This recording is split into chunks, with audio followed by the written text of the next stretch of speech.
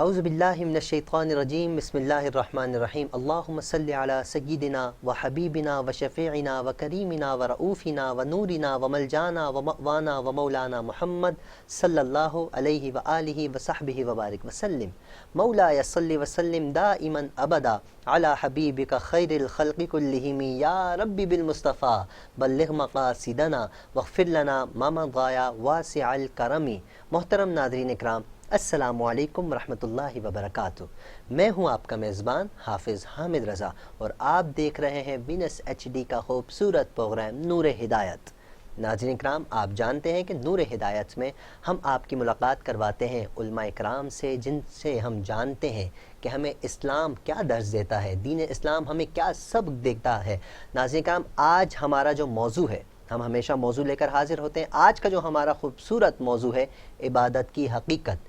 ہم رب کریم کی عبادت کرتے ہیں، اللہ رب العزت کی عبادت کرتے ہیں، عبادت کس طریقے سے کرنی چاہیے، اور سرکار دو عالم صلی اللہ علیہ وآلہ وسلم نے ہمیں کیا ارشاد فرمایا کہ اللہ رب العزت کی عبادت کس انداز میں کرنی چاہیے، اور صحابہ اکرام کس انداز میں اللہ کی عبادت کرتے تھے، اللہ کے نیک بندے کس انداز میں اللہ کی عبادت کرتے ہیں، اور سرکار دو عالم کس انداز میں رب کریم کی عبادت کیا کرتے تھے۔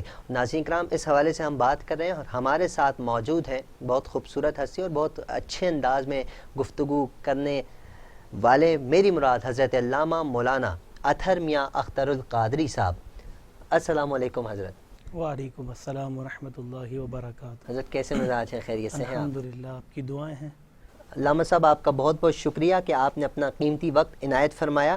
تو ہم اپنے موضوع کو آگے کی طرف بڑھاتے ہیں۔ ناظرین کرام، ہم اپنے موضوع کو باقاعدہ آگے بڑھاتے ہوئے میں حضرت سے سوال کروں گا کہ حضرت عبادت کی حقیقت قرآن مجید و فرقان حمید میں کیا ارشاد فرمایا گیا ہے عبادت کے متعلق؟ بسم اللہ الرحمن الرحیم۔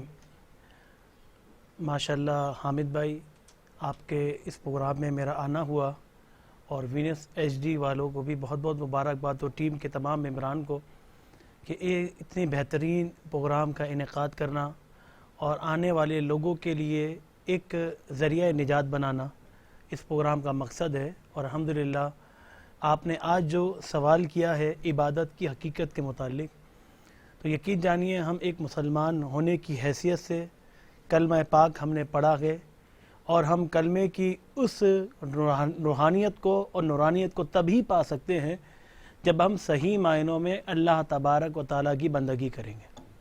اگر عبادت کے مفہوم کی طرف چلے جائیں تو عبادت کا مفہوم کیا ہے کہ تعظیم کرنا، اطاعت کرنا، اور دنیا میں اگر تعظیم کسی ذات کی ہے تو وہ اللہ تبارک و تعالیٰ کی ہے۔ اب اس کی تعظیم کے لیے عبادت کی جائے، اس کی اطاعت کی جائے، یہی ایک حقیقت ہے کہ انسان کو سوچنا چاہیے کہ جب اس نے اللہ تبارک و تعالیٰ کی اطاعت اور نبی کریم صلی اللہ تعالیٰ علیہ وسلم کی غلامی کو جب اپنا لیا ہے، تو اب اس نے یہ کام کرنا ہے کہ اللہ کی بندگی کرنی ہے۔ اور بندگی کیا کرنی ہے؟ اب یہ سوچ لیں، دیکھیں دنیا میں ہر شخص سوچتا ہے کہ ہم عبادت کرتے ہیں، ظاہر سی بات ہے دنیا میں کئی مذہب موجود ہیں، ہر مذہب کے اپنے اپنے طور طریقے ہیں عبادت کرنے کے، اور ہر انسان یہ چاہتا ہے قرب الہی مل جائے، اللہ تبارک و تعالیٰ کا قرب مل جائے۔ لیکن اللہ تبارک و تعالیٰ قرآن مجید فرقان حمید میں ارشاد فرماتا ہے، یا ایھا الذین آمنوا اتقوا اللہ حق تقاتہ ولا تموتن الا وانتم مسلمون، کہ اللہ تبارک و تعالیٰ کا خوف رکھا جائے، اللہ تبارک و تعالیٰ کا ڈر، خشیت الہی آپ کے دل میں ہو، اور جب آپ اس دنیا سے جائیں تو مسلمان ہو کر جائیں، اور عبادت کے اس مفہوم کو سمجھیں۔ کیونکہ اگر عبادت نہ کی جائے، دنیا میں سب عبادت کر رہے ہیں اپنے اپنے طریقے سے، لیکن کون سی عبادت اللہ کو پسند ہے؟ قرآن مجید فرقان حمید کو جب ہم اٹھاتے ہیں تو اللہ تبارک و تعالیٰ نے 700 مقامات ایسے ہیں جہاں پر نماز کا حکم فرمایا۔ تو اس کا مطلب کیا ہوا کہ بہترین عبادت اگر کوئی ہے تو وہ نماز ہے۔ تو اللہ تبارک و تعالیٰ کی بارگاہ میں جھکنا ہے، اللہ تبارک و تعالیٰ کی بارگاہ میں اپنی پیشانی کو سجدہ ریز کرنا ہے، وہ ہے ایک عظیم عبادت۔ تو ہمیں اللہ تبارک و تعالیٰ کی تعظیم کرتے ہوئے، اللہ کی اطاعت کرتے ہوئے اللہ کی بندگی کی جائے، اسے کہا جائے گا عبادت۔ تو جو بھی وہ کام کیا جائے گا وہ عبادت میں شمار کیا جائے گا۔ حضرت قرآن مجید میں ایک جگہ اور بھی ارشاد ہے نا، وَمَا خَلَقْتُ الْجِنَّ وَالْإِنسَ إِلَّا لِيَعْبُدُونَ، اللہ رب العزت نے انسان اور جنات کو اس لیے بنایا کہ وہ اللہ کی عبادت کریں، اللہ کی بندگی کریں. تو انسان کی عبادت اور جنات کی عبادت، اس میں بھی کوئی فرق ہے یا ثواب کی نوعیت برابر ہے؟ یہاں ایک بات ہمیں سمجھ لینا چاہیے، اس کا مطلب ہرگز یہ نہیں ہے کہ ہمیں صرف اللہ نے تو پیدا عبادت کے لیے کیا ہے، لیکن اگر میں یہ سوچوں کہ اللہ تبارک و تعالیٰ کی اگر میں عبادت نہیں کروں گا تو اللہ کو اسی چیز کی حاجت ہے، تو اللہ کو اس چیز کی کوئی حاجت نہیں ہے عبادت کی. اللہ نے انسان کو پیدا کیا، جنوں کو پیدا کیا، ان کے احکام نازل فرمائے اللہ نے، اور ان کا طریقہ عبادت کا سکھا دیا. اور عبادت کا طریقہ کس طرح سکھایا؟ اللہ نے اپنے محبوب کو بھیجا، اور وہ محبوب آ کر اللہ کی بندگی کی کا طریقہ ہمیں بتا رہے ہیں کہ اللہ کی بندگی کس طرح کی جائے.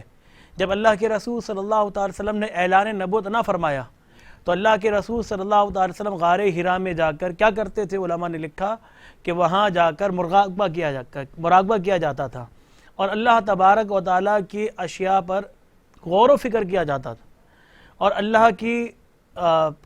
اللہ سے اپنے آپ کو جوڑنے کی کوشش کی جا رہی تھی. تو ایک کام ایسا کیا جا رہا تھا کہ جو اللہ کی بندگی میں شمار کیا جا رہا تھا. تو تفرقہ اللہ تبارک و تعالیٰ کی شے میں سوچنا، فکر کرنا، اللہ کی ذات میں فکر نہیں کرنا. حدیث کا مفہوم ہے، اللہ کے رسول نے ارشاد فرمایا کہ اللہ تبارک و تعالیٰ نے جو اشیاء پیدا کی ہیں، جیسے چاند ہے، سورج ہے، زمین ہے، آسمان ہے، کائنات ہے، ہر شے پر آپ تفکر کر سکتے ہیں. آپ سوچیں، فکر کریں کہ اس کو بنانے والا کون ہے. یہ چاند جو چل رہا ہے، زمین جو اتنی بڑی ہے، اس میں اتنا پانی، سب کچھ یہ کہاں سے آیا؟ اس کو پیدا کرنے والا کون تھا؟ یہ زمین سے نکلنے والا ایک پودا، آپ دیکھتے ہیں نا جب کوپل نکلتی ہے پودے کی تو کتنی نرم و ملائم ہوتی ہے کہ آپ اسے پکڑیں تو ٹوٹ جائے، لیکن زمین کتنی سخت ہوتی ہے. اب اس سخت زمین سے اس پودے کو نکالنے والی ذات کس کی ہے؟ وہ اللہ تبارک و تعالیٰ کی ہے. آپ اندازہ کیجئے. تو وہ اس کے فکر کریں، آپ اللہ کی ذات میں فکر نہ کریں کہ اللہ کیسا ہے، اللہ کی ذات کیسی ہے. اس کی صفات ضرور سوچیں کہ وہ اس کی صفات ہیں کہ وہ رحمان ہے، رحیم ہے، جبار بھی ہے، قہار بھی ہے. تو اللہ کی صفات کو دیکھیں، اور اللہ نے جو چیزیں پیدا فرمائی ہیں ان کو دیکھیں، ان پہ تفرقات کریں، تاکہ اس سے آپ کو اللہ تبارک و تعالیٰ کی بندگی کا شوق اور ذوق پیدا ہو جائے. سبحان اللہ، بہت خوب حضرت. جیسے آپ نے فرمایا کہ اللہ کی عبادت سے متعلق، لیکن ناظرین اکرام، ہم کس کی عبادت کریں؟ اگر ہم سوچتے بھی ہیں کس کی عبادت کریں تو ہمارا دل ہمیں جواب دے گا، کیونکہ جس نے سمندر کے اندر، پانی کے اندر مچھلیوں کو پیدا فرمایا. اگر انسان سمندر پانی میں چلا جائے تو انسان زندہ نہیں رہ سکتا. مچھلی پانی سے باہر نکل جائے تو مچھلی زندہ نہیں رہ سکتی. پتھر کو اللہ رب العزت، کیڑے کو پتھر سے کس طریقے سے اللہ رب العزت رزق عطا فرما رہا ہے. رب کریم کس طریقے سے آسمان سے پانی برسا رہا. اگر ہم سوچیں تو ناظرین اکرام، ہماری سوچ اتنی سی ہے. اللہ کی رحمت، اللہ رب العزت کے کمالات بہت بڑے ہیں. تو وہی ذات ہے عبادت کے لائق. اچھا حضرت، دنیا میں جیسے اور بھی مذاہب ہیں، الحمدللہ اسلام تمام مذاہب میں ایک بہترین مذہب ہے. ہمارا ایمان ہے، ہمارا یہ الحمدللہ ہر مسلمان کا یہ ایمان ہے. تو جیسے مسلمان ہم لوگ عبادت کرتے ہیں، دوسرے مذاہب کے لوگ بھی عبادت کرتے ہیں. تو ان کی عبادت اور مسلمانوں کی عبادت میں کیا فرق؟ کیونکہ دوسرے کچھ مذاہب ہیں وہ بھی اللہ کو مانتے ہیں. اس پہ ارشاد فرمائیے گا. دیکھیں، یہ یاد رکھیے گا، دین اسلام حضرت آدم علیہ السلام سے لے کر نبی کریم رؤوف رحیم صلی اللہ تعالیٰ علیہ وسلم تک جو چلتا آیا ہے، وہ صرف دین اسلام ایک ہی ہے. صحیح ہے. اس میں عبادت صرف اللہ کی گئی، بندگی صرف اللہ کی گئی.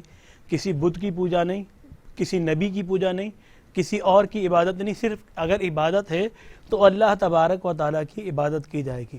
دیگر مذاہب میں لوگوں نے یہ سمجھا کہ اگر ہم کوئی بت بنائیں، ہم کوئی اور شے کو وسیلہ بنا کر اللہ کی بارگاہ میں پیش کریں تو ہو سکتا ہے کہ ہم اللہ کے مقرب بندے بن جائیں.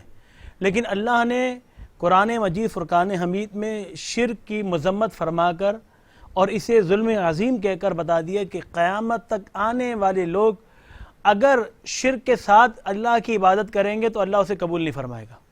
اللہ کون سی عبادت قبول فرمائے گا؟ اللہ وہی عبادت قبول فرمائے گا کہ جو شرک سے ہٹ کر ہو. ایک بندہ معاذ اللہ کسی کو بت کو اپنا خدا سمجھ لیتا ہے اور اللہ کو بھی خدا سمجھ رہا ہے. کیونکہ وہ جانتے ہیں، سب مذاہب جانتے ہیں کہ ایک گوڈ ہے، ایک خدا ہے جس نے اس کائنات کو پیدا کیا ہے. سب مانتے ہیں کہ ایک کوئی ذات ہے کہ جو اس کائنات کو چلا رہی ہے. لیکن وہ یہ سمجھتے ہیں کہ ہم اگر ان کو وسیلہ بنا کر تقرب الی اللہ کا ہم کوشش کر لیں تو مل سکتی ہے، تو یہ ممکن نہیں ہے. کیوں؟ کیونکہ اگر ہم کسی اور شے کی عبادت کرتے ہیں، اللہ نے واضح طور پہ قرآن میں ارشاد فرمایا کہ وہ لوگ جو اللہ کے ساتھ کسی کو شریک کرتے ہیں وہ ظلم عظیم کر رہے ہیں. اسی طرح سورہ اخلاص اٹھا لیجئے، قل هو اللہ احد، اللہ ایک ہے، فرما دیجئے اس کے ساتھ کوئی شریک نہیں ہے، نہ وہ کسی کا بیٹا ہے نہ وہ کسی کا باپ ہے، وہ واحد ہے، اپنی ذات میں صفات میں واحد ہے. حضرت یہاں میں ایک عشق کی بات ایڈ کرنا چاہوں گا. رب کریم چاہتا تو خود بھی فرما سکتا تھا بے شک میں ایک ہوں، لیکن وہاں بھی رب کریم نے اپنے پیارے محبوب سے فرمایا اے محبوب آپ فرما دیجئے کہ اللہ ایک ہے. یہ عشق کی بات تھی، تو اس بات کو آگے بڑھائیے گا پلیز. تو میں جو گزارش کر رہا تھا وہ یہ تھی کہ اللہ نے اپنی بندگی کے ساتھ کسی کو شریک نہیں کیا. اگر کوئی اس کو شریک کر کے، اس کے ساتھ شرک کر کے اگر وہ اللہ کی بندگی کی طرف جاتا ہے اور سمجھتا ہے کہ میں اللہ کو راضی کر سکتا ہوں، یہ ممکن نہیں ہے. یہ تب ہی ممکن ہو سکتا ہے جب آپ اللہ کو وحدہ لا شریک ہی مانیں گے. اور وحدہ لا شریک ماننے کے لیے علماء نے لکھا کہ شرک کی جو اقسام لکھی گئی ہیں ان میں شرک فی ذات، شرک فی صفات، شرک فی العبادات، یعنی اللہ تبارک و تعالیٰ کی ذات میں کسی کو شریک کرنا، یا یہ سمجھ لینا کہ جس طرح اللہ کی ذات ہے تو اس کی ذات بھی ویسی ہے، یہ شرک فی ذات کہلاتا ہے. اگر کوئی معاذ اللہ یہ سمجھ رہے کہ جس طرح اللہ رحمان ہے اور کوئی اور شخص بھی رحمان ہو سکتا ہے اللہ کی طرح معاذ اللہ، تو اس طرح شرک فی صفات ہو جائے گا. اور اگر کوئی شخص عبادت جس طرح اللہ کی بندگی کرتا ہے، اللہ کو سجدہ کرتا ہے، اور معاذ اللہ کسی اور کو ایسا سجدہ کر دیتا ہے، تو وہ شرک عبادات ہو جائے گا کہ وہ اللہ تبارک و تعالیٰ کے ساتھ کسی اور کو شریک کر رہا ہے. اور قرآن نے اس کا منع فرمایا. اگر آپ کی پیشانی اگر کسی کو، بھائی دیکھیں نا آپ، حضور صلی اللہ تعالیٰ علیہ وسلم جب مکے میں اعلان نبوت فرماتے ہیں تو مکے کے اندر 360 بت ہیں، ہر بندہ اپنے بتوں کی پوجا کر رہا ہے.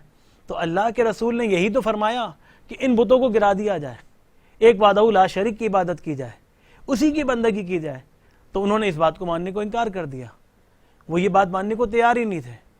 اس کی ایک وجہ یہی تھی کہ وہ اپنے بتوں کے ساتھ زیادہ محبت رکھتے تھے، وہ اللہ تبارک و تعالیٰ کی طرف آنے کو تیار نہیں تھے.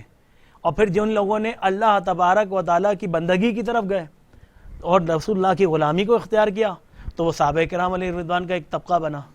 پھر انہوں نے کر کے بھی دکھایا کہ اللہ کی بندگی کس طرح کی جاتی ہے، اللہ کی عبادت کس طرح کی جاتی ہے. صحابہ کرام نے اپنی زندگی میں بتا دیا کہ اللہ تبارک و تعالیٰ کو راضی کرنے کے لیے کیا کام کرنا چاہیے. تو ہمیں ذرا سوچنا چاہیے کہ ہمیں فکر کرنا چاہیے کہ عبادت کی وہ حقیقت جو صحابہ کرام علیہ رضوان نے پائی، کیا ہم وہ آج پا رہے ہیں؟ ہمیں اس چیز کو ذرا سوچنے کی ضرورت ہے. ورنہ نماز تو سارے ہی پڑھتے ہیں، عبادت سارے ہی کر رہے ہیں، لیکن وہی نماز اللہ کی بارگاہ میں زیادہ قبول ہے جو خشوع خضوع کے ساتھ کی جائے.